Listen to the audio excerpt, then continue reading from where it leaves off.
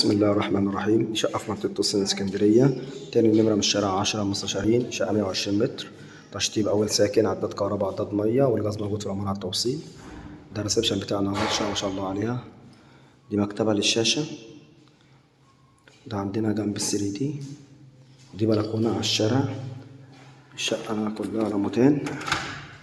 الشقة في الدور ال11، البرج 15 دور، أسانسير وحارس، مدخل فندقية ما شاء الله عليها. ده الشارع بتاعنا مش مجروحة، شايفة البحر زي ما احنا شايفين كده، البحر في وشنا اهوت. تاني نمرة من الشارع 10 مستشارين، عمارة ما شاء الله عليها. ريسبشن اهوت معانا مرتاح قطعتين، ده جنب السري وهنا عندنا مكتبة للشاشة، وهنا عندنا طرق التوزيع فيها ال3 أوض والمطبخ والحمام. هنبدأوا كده على اليمين كده، عندنا أول غرفة اهيت ما شاء الله عليها، 3 أوض مرتاحين، شباك بتاع اهوت.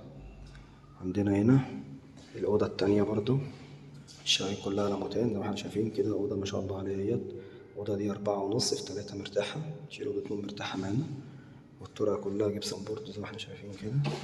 عندنا الحمام رموتين كله راكب، قعدة وبانيو وحوض مرتاحين، سيراميك اهوت، فرز أول حاجة ممتازة.